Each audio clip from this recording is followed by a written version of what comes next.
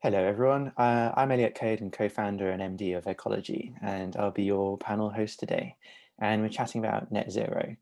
What we want to understand is the difference between the concept, the buzzword, and reality, and what living in a post-carbon world looks like. So to really understand it essentially. So we've got a few brilliant people with us today to help us understand everything involved and what we should be aware of essentially. So firstly, we have Arno, CEO of Pawprint, which is an app to help us understand our own carbon footprint. We've got Jan Swiderski, co-founder of the Global Returns Project. That's a service that will help you use your savings and pensions to kind of save our planet, essentially. We also have Stephanie Dickson. She's co-founder of Green is the New Black, and that's an ethical consumer website and brand based out in Asia. And then lastly, we've got Darren Wilson, and he's founder and CEO of Kabloom, which is they produce and sell a seed bomb that kind of helps restore nature fast. So firstly, welcome all. Thank you so much for being here. I wanted to start with the basics. So let's explore net zero, what is actually involved. When I think of net zero, I immediately think of more business than people and individuals. So let's start there with business. Jan, what is involved in net zero? What does it mean to you? Well, we're not a business, we're a not-for-profit, but if I was thinking about it from a business point of view, I'd be looking at everything I do and trying to work out where the emissions are in what I'm buying, what I'm producing, what I'm selling, what my products are doing. And in order to get to net zero, there are various ways to do it. One is you can cut all your emissions as far as you can. And in theory, you could get to zero, but that would be net zero. But in practice, that's almost impossible. So then you would probably offset the bit that you're just unable to cut. Or what some businesses are doing is you could just do nothing and just offset everything, and technically you'd be at net zero. But that's quite a sort of problematic approach, because then you have bizarre things like airlines saying we're net zero. Like, for instance, at the beginning of February, before the pandemic, Delta Airlines said, we're going to spend 100 million a year being a net zero airline. Well, if they were to spend 200 million a year, they would be net negative. So we could solve the carbon crisis the climate crisis by having loads of net negative airlines. And clearly that's an absurd proposition. So we've only just started, and it's already becoming maybe a little confusing of how to navigate this, and there's already quite a few paths. Let's come back to that. So so Stephanie, so as an individual, as just everyday person, what does net zero mean to me? Does it only apply to business and governments, or do I have my own responsibility? And how does it differ to business, for example? Yeah, no, it's a great place to start. So I think, as individuals, we all are having an impact, and we're all emitting carbon through the choices that we make on a daily basis. And I think what's interesting is to gain a little bit perspective of what that really looks like. So I did some research to find out, because I'm currently in Sydney, normally I'm based in Singapore, about what the average per capita CO2 emissions are for an individual. So in Australia, it's 17 tons per person per year. And in Singapore, it's 20 tons, so it's even more. And if you compare that to a lot of the countries in Africa, they only emit 1 ton. So already you can see a huge difference there and discrepancy around the world of our lifestyles and how they're emitting a variety of vast difference in CO2. And, just taking one single flight from London to New York is already over a ton of carbon, if I'm not wrong, from what I remember from my research, but I'm sure Christian could probably tell us. And so, everything the choices that we make are having a increased impact. And there are certain things we can do with our everyday choices to reduce that. One big thing is eating more plant-based, because meat, especially beef, really ranks very, very high in terms of carbon emissions. And so there's lots of little changes we can make to bring that footprint down. And then, of course, lots of things that I'm sure we're going to dive into to actually start to offset that. But I think it's really important for us to understand that everything we do has an impact and a footprint, and to start actually looking at that and giving ourselves a little bit of an understanding of what that means for us. Right. So there's a myriad of changes that we need to make. But like, how do we stay abreast of this? How do we know the changes that we're making are improving things? And Christian, you come to mind here in terms of your kind of measuring carbon footprint app. So how do we stay on top of stay on top of this, and we know where to go next, essentially? Yeah, I mean, the first thing I'd like to talk about is the tone of it, because I think this can all get very stressful, and people can be very, people's immediate reaction when you speak to them about their carbon footprint is to feel guilty. Oh no, I shouldn't do this and I shouldn't do that. And we all have a carbon footprint, and we're not criminals for having done, having lived the way we live and all this sort of stuff. So the first thing our brand mascot, Bjorn the Bear, says to people is, don't beat yourself up. It's about small steps, like Stephanie said, and very much it's about what's right for you. So with setting up PawPrint, we wanted people to understand their carbon footprint, or their PawPrint as we're calling it. And they can get that number by answering a few minutes worth of questions on their diet, their home, their travel, and their other expenditure. And then we start to feed them, with their permission, of course, challenges that they can do, new habits that they can adopt. And we reward them with paw points, which they can then use to vote for how we spend our charitable donation on climate-friendly organisations. So the measurement is very much based on the work of Mike Berners-Lee. He's our scientific advisor. This is the new version of How Bad Are Bananas, which is effectively our Bible, and a lot of the numbers that... funny. I mean, it's just you've got next to me. You've got it to hand. Yeah. Is it all of our Bible? It is the Bible? Bible. Yeah, exactly. Yeah, absolutely. When it comes to, thank you. So I'm just thinking about, we've already touched on it a few times where, I think we're already aware that, coming to 0 tons is a big journey. We'll talk about timescales in a bit, but like Jan, with your work, you're dealing with essentially investing in projects that can essentially slow down and mitigate climate change. So when we think about offsetting the remainder of our carbon footprint, is there a very real role here for that? Absolutely. I mean, what we're doing is we're looking at the role of not-for-profit organizations or charitable organizations, because markets are very good at directing investment to things that make money. So there's tremendous investment in renewables and agricultural technology to reduce carbon footprint and new ways of producing food and so on. But not-for-profit organizations are the ones that protect rainforests, get renewables to the billion people who have no access to power, or help change policy so we have government policy moving in the right direction.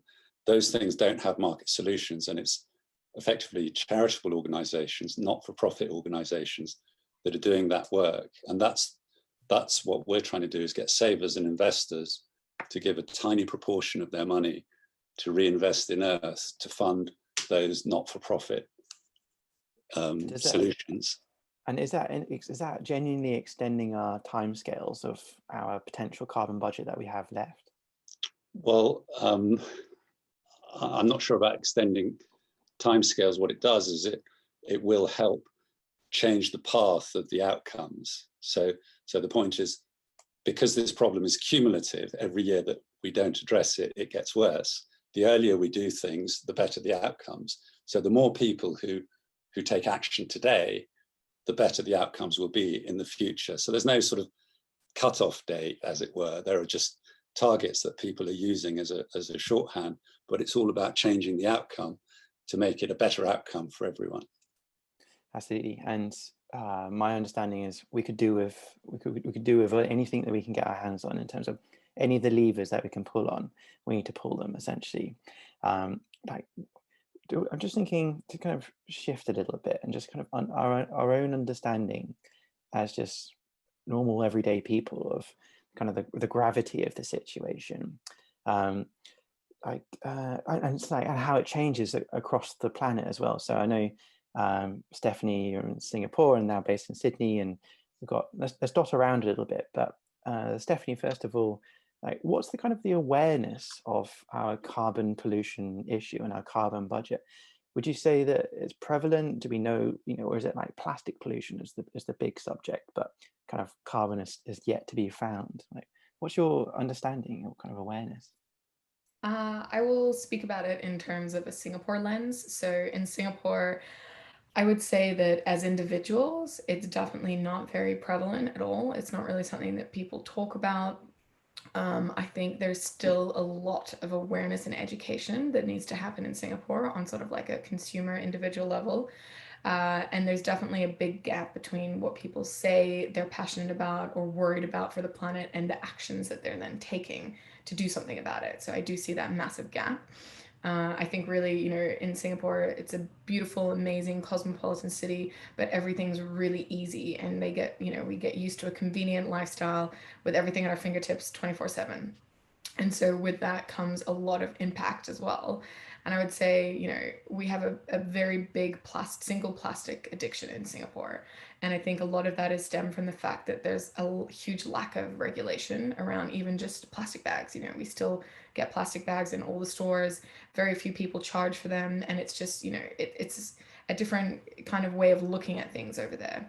Do you think they're still at the starting blocks of kind of awareness of where we need to get to, really? Plastic bags, I think, is kind of step 1 or 2 out of maybe 50 of really the journey that needs to be taking. I was thinking about, so we've got, I don't know, like, so Darren, you're up in Glasgow, I believe. Like, is it the same, do you think? In Glasgow, yeah, I think, I think the general public awareness is, yeah, there's obviously the carbon footprint thing, and it's a bigger picture, and it's more potentially like business led and business focused. But I think here, certainly in the last few years, it's definitely been, awareness has been higher, and just general the kind of ecological footprint in general as well. And Glasgow's, I've seen improvements in Glasgow over the last few years. There's still obviously a kind of general public addiction to single-use plastic. I think since the pandemic as well, that's generally just got worse. But that's just, we can't do much about that at the moment. But yeah, I think the general awareness here. Sorry, go on. Yeah, you mentioned ecological footprints just then. We're talking about net zero, and we think of plastic pollution as one thing, and then carbon pollution, or carbon in terms of carbon footprint. When it comes to an ecological footprint, which is maybe more your domain, are we just as in the dark, essentially? As in kind of, and what do we mean by an ecological footprint? Well, I think yeah, they are obviously completely linked, but that you can separate them in a way so that I think the general kind of ecological footprint, I guess, is the bigger overview, and that kind of comes into more of our day-to-day lives and how we live, and obviously the carbon side of that is a big part of it. I think it's around 60% over the overall kind of ecological footprint. But if we're looking into our kind of day-to-day lives, how we consume, what we eat, how we travel, all those kind of things, and just the general kind of use of resources essentially, and consumerism. So that's the kind of overall kind of picture in that sense. And so that kind of comes in, more into individual, achievable day-to-day kind of things you can do.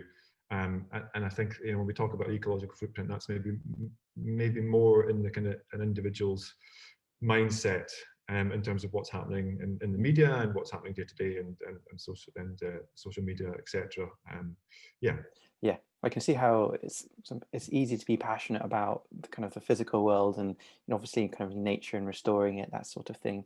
Maybe water usage and land usage, maybe a little harder to see, but thinking about awareness and what we need to do and achieve, kind of spotting around the globe again, but or maybe a little further south, not too far really. Christian, you're in Cornwall? No, you're up in Edinburgh actually, aren't you? No, yeah, that's too close. Yeah, and how about Cornwall? Still not too far away. So kind of carbon awareness and the carbon footprinting. What do you think about, like, what are the things that are going to change things? So I don't know, I'm thinking about kind of activism and a recent David Attenborough documentary on Netflix, I think we all kind of tuned into. Like, what are the things that are going to raise the profile that would need to change, do you think? Well, I think that people are becoming more aware. All the recent surveys that have been coming out this year put the climate crisis and the ecological crisis as one of the top concerns that people have, and they would rank it as equally as the next most important thing after dealing with the pandemic. And you know, there's certainly a huge groundswell of opinion. I think there's still a lot of confusion and maybe lack of information in certain areas about what exactly people should be doing. And obviously, as individuals, there's only so much we can do.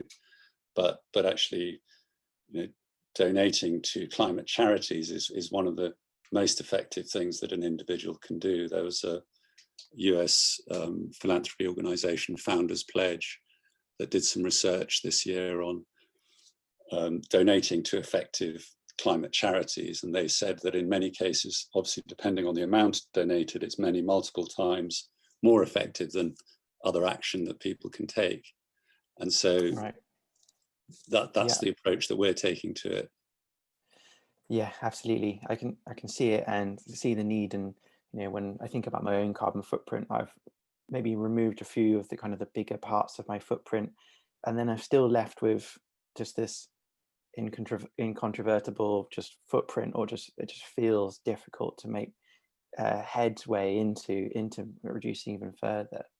And you know, you mentioned about kind of donating to charities here that are helping. You know, how else can, I'm thinking about money now, about how it can have that's real impact, both positive and negative. You know, almost like money being a carbon footprint, like waiting to happen. Stephanie, thinking with you about kind of your ethical consumerism hat on, when it comes to buying products, like what kind of change or what signals does it send? And then like a little bonus kind of question, also really difficult to do, is you know, ethically, should we be buying new, and when not to buy? Like, how do we tackle that? What should be our kind of guidance on when to buy and what to buy? Quite a lot there. Sorry. Yeah, no, it's a really great question. I think, you know, what a lot of people forget is that we have such an incredible amount of power with our wallets, and we really are voting for the kind of future that we want. We're voting, you know, for companies to stay in business or to not be in business. And when we use the collective force, we can really start to sway and to change the system and how things are working. So I think, you know, a lot of people kind of cop out and think that their individual actions don't matter, but it really does, because it's a piece of something so much bigger.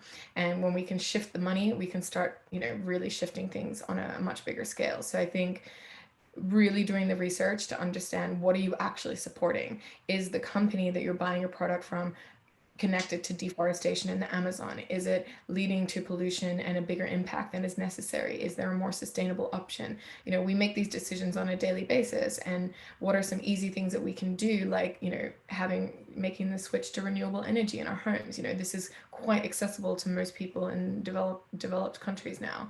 And I think the other thing that we also really need to address is, do we actually need it? As you said, you know, not all the time. Like, if we can figure out a way to keep the products that have already been created in cycle and extend their life cycle, that is massively reducing the impact and the carbon emissions, because there's no new resources that are being created.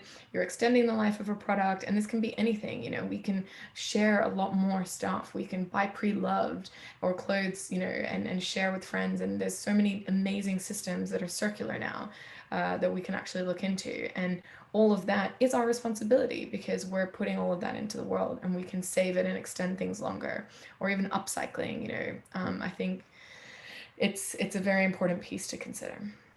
Absolutely. And when you think about the kind of the heavy zero carbon footprint thing that we need to get to when we're buying new, it's going to be incredibly difficult to have a new product that essentially doesn't have that footprint, or is net positive. Darren, I'm thinking with the seed bombs and the kind of the nature grenades that you have, and I might not have been selling it very well, but I'm thinking about, you know, in 10 years and 20 years, maybe any kind of, what do you think about potentially any non-essential item? Is the ethical thing to do only to buy something that inherently benefits the planet, you know, when the targets are so tightly controlled? How do you think it's going to change? Yeah, I think there is a shift happening, and I think it's happening, you know, over time. And maybe in 20 years we're going to have a completely different way of consuming. And that obviously that drives, you know, from a personal level, that will drive corporates and companies to force them to kind of think that in that direction. And yeah, there's definitely a shift towards having, you know, not just like things that are non-essentially non-essential and why we should buy these things. It's also about buying things with, you know, not just less waste and less convenience, but also just, you know, so things with more meaning as well, you know, with more conscious choices overall. So I mean, it's a big thing to ask, to say, well, anything you buy in the future that's non-essential has to be eco-friendly. I think we'll get there, but I think in the kind of general kind of lead up to getting there, I think just the shift to use buying local, and just having less impact, really. You know, the things we buy, you know, it's like we were saying before, you're not a terrible person if you buy, you know, because you buy, unless you're, you know, obviously buying excessively things that are bad for the environment. But yeah, I think my focus is on kind of more kind of meaning and connection, and you know, and these things should also have less impact on the earth. So yeah, I think Absolutely. it's going. Yeah, we need more choices of things that we can buy that are just inherently good for the planet, and it's refreshing. I'm just thinking, Jan, with your kind of funding of non-profits that essentially benefit the planet, like, what's the kind of the worst case scenario when, if you think of a pension or savings that you have, when being just kind of like completely unmonitored, like what could be the carbon footprint attached to that? Is it in the ballpark of like frequently flying? Like, you know, what are some of the kind of, well, that's grave impacts that you could have? I mean, that's something that's actually very hard to quantify, although, you know, there has been some work done that suggests that it could be multiple times worse than a lot of other lifestyle choices that you make. But the main thing is that we shouldn't be funding the companies that are doing the harm. We shouldn't be funding the polluters and the fossil fuel companies, and we should be investing in the companies that are doing good work and having a positive impact on the planet. And then we should be reinvesting in Earth, so taking a tiny proportion of our savings and investments and using that to fund the not-for-profits that are actually doing good, and that actually gives us a real return, a global return, which is externalized and shared with everyone. Very nice. So I mean, it's hard to put a number on it, but I would just say, if we just don't fund the bad stuff, we fund the good stuff, and we reinvest in Earth, then we're on the right track. Absolutely. I think I was reading about it in depth more recently about not necessarily the kind of the inherent footprint of your savings and pensions, but just kind of the grand total of money that's going to, you know, being pumped into fossil fuel industry companies. And you only have to look at that top line and see hundreds of billions of dollars, maybe even trillions, are going in every year. Yeah, so there's a real importance there that we understand where our money is ending up, you know, even indirectly, that we might not be a part of. Okay, so one final change to think about: net zero by 2050. For businesses and for governments, it's taken as granted that it is just that we're going to have to achieve it. But when it comes to a personal carbon footprint, you know, talking about from my perspective, that I've been keeping an eye on and trying to reduce for quite a period of time now. Like, is zero even possible, or do we have some allowances, like as we go over, you know, into 2030, 2040, 2050? Christian, what's your understanding of where we ultimately need to get to as an individual? Well, I'd come back to the first thing I guess Bjorn says is, which is don't beat yourself up, because there is a limited amount that an individual can do about their own personal carbon footprint. I mean, one stat that might be interesting is that 1.7 tons of the average paw print comes from your share of national infrastructure, roads, the NHS, that sort of stuff. And you can vote differently, obviously, and people will evolve, but there is a limited amount that you can do about that. In Mike Berners-Lee's recent book, his target that he's setting people is a 5-ton lifestyle, which is a huge reduction from where we're all at, and is going to, require life to be very different and us to consume a lot less. I think there's loads of positive stuff in it, though. Stephanie touched on the community elements of people working together to find solutions, sharing resources, helping one another out, channeling some of the positive community spirit that we've seen in the pandemic crisis. Absolutely. So yeah, sorry, carry on. I'm not answering your question directly enough, I know, but there's a number that we can all get down to, and that number is definitely lower than where it is today. And there will be, even for those of us who are into this, small things that we can do that can make a difference. I guess what we're trying to do with paw print is give people a channel to understand things, and then use their connections into communities, whether that's local communities at work, football clubs, to have broader influence. And if we can build a movement that carries influence, allows the individual to have influence beyond their own carbon footprint, plus allow them to reduce their own carbon footprint, then that would be a good thing. Absolutely. I think about kind of the rate of change, and it feels very slow, but then maybe when you just look back just 1 year and maybe 2 years, and you feel like plastic pollution was the only thing that was on the radar maybe just 2 years ago, maybe 18 months, and we've had quite a ride since then, and there is a real nice rate of change. And yes, it might be incredibly difficult to do the final kind of target, but those stepping stones are all leading us into the right place.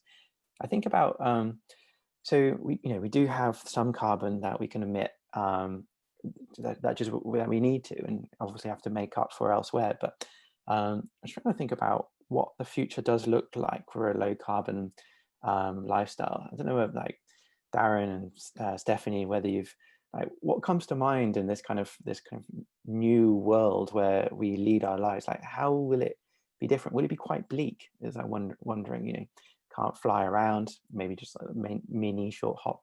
Like, what comes to mind, Darren, maybe? Yeah, I think the danger is that we could think that that is a bleak future, but it doesn't have to be. I think we've had almost a little test with the whole pandemic that, and obviously there was a bleakness to that, but for that reason. But we all a lot of the population found that we had to stay at home, we had to live locally and shop locally and travel less and enjoy our local parks and all those kind of things. And I think people benefited from that. People saw the kind of mental health benefits from that. It was like a big social experiment in a way. And so, it does, seem that is achievable, that we can enjoy those things and not feel that forced to like shop locally is not, it's not a bad thing to do. You get to know your local area, and then traveling and seeing your own country and realizing how beautiful your own country is on your own doorstep. Just even in Glasgow here, we're so lucky, with nature all around us and so many parks and things. And I've never spent so much time exploring all the green spaces. And I guess I'm lucky to have that. But how does it contrast, Stephanie, with maybe more of a built-up area? I'm certainly thinking of Singapore, where you don't really have that potentially on your doorstep. I know there's like incredible green belts and kind of some awareness over there, but are there kind of more challenges, do you think? Yeah, I mean, so it's been really interesting because now the few, reservoirs and nature parks and stuff on the weekends, they're absolutely rammed, way more than they ever have been, because people have been in lockdown all week, people are traveling less, and they're, what Darren was saying, they're rediscovering their backyards, and just, starting to understand other creative things, like the amount of bikes that are now, I don't know what it's like in other places, but everyone now has a bike in Singapore and people go cycling, and it's been beautiful to see that activation more in the country. But I think the irony in general of this, kind of thing is the more that we sort of break our addiction to consumption and to wanting more, commenting on your bleak comment, the more enjoyable and meaningful life comes, and the more present that you get if you're spending more time in nature, even if it's just your local park or your local nature reserve. And I think that kind of connection to nature kind of reminds us like what this is all about, what these conversations, what this event's all about, and brings us back to like, this is why we need to care. We need to save ourselves, and we need to save the planet and nature, and this deep connection that we have with it. And I think hopefully more and more people have actually been able to tap into that this year, with these little explorations in their backyard and finding nature. I think that's like a real positive that we're all seeing, that like ultimately we kind of starting to really value nature and then being kind of massive advocates for it. I think that's a really nice one to sort of kind of wrap up where our kind of little journey of net zero been going over. I think we've probably got time for just squeeze in, maybe just fancy just like a little, being practical here. Like what are some of the kind of actions, like small actions, or like maybe a little top tip that we could maybe take away for kind of lowering our own carbon footprint? So I'm going to do a little whistle stop tour of us around the room. Darren, what do you think? Yeah, I mean, there's lots of things you can do. Obviously, I mentioned like shopping local and that kind of thing.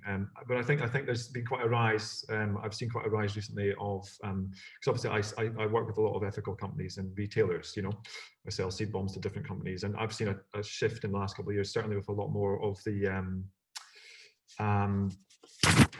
local shops doing plastic-free kind of containers and topping up all your shopping and all that kind of stuff. So so you can buying in bulk is one of those things.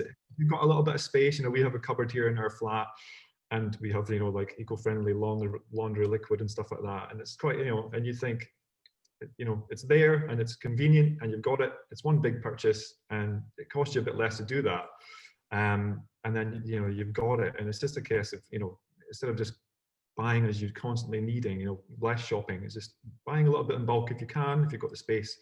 And then there are retailers that kind of allow you to do that as well. And it's certainly kind of happening more and more. Yeah, absolutely. I'm really seeing that shift at the moment. So shopping is definitely improving. And what comes to mind? Well, obviously, I'm going to say that if you have any savings or investments, you should join our campaign and reinvest in Earth, which means to give just 0.25% of your savings to the best not-for-profit climate solutions. The other thing is think about low carbon ways of having fun. I mean, singing and dancing doesn't cause any extra emissions and everyone loves it. As he said. Stephanie. Yeah, just two short things. First is that, it is a journey. Sustainability or your carbon footprint, it's all a journey, and you don't need to put so much pressure on yourself, and just, break it down into little green steps and just think about what is the thing that you're going to do next and focus on that. And then slowly you can kind of work up to doing bigger things.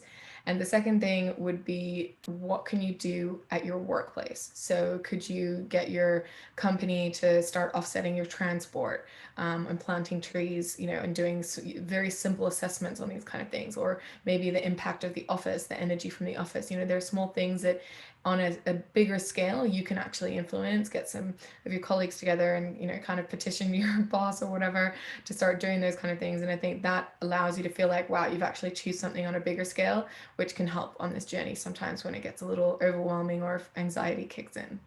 Very nice, very satisfying that to make change, not to your own footprint, but in your place of work too. Christian, have we lopped off a few of the kind of the big hitters? I saw you left me for last. I mean, just to Stephanie's point, so the Paw Print business product that we're launching is all about businesses building a movement to affect change. And so, that's a tool that we hope can help people to affect real change. But on a personal level, I guess my probably favorite one is finding leisure opportunities locally, particularly longer leisure opportunities where we might have traveled miles away. If you can find a new place to stay, or a new natural retreat to enjoy with friends and get lots of people along, thereby sort of keeping the holiday budget at low carbon, I think that's quite an impactful one. Very nice. That is absolutely super. So nicely condensed in. Thank you very much. I just want to say thanks to all of our panelists, and let's wrap it up there. But thank you to you all who've been watching at home. All right, thank you. Thank you. Thanks, Elliot. Bye.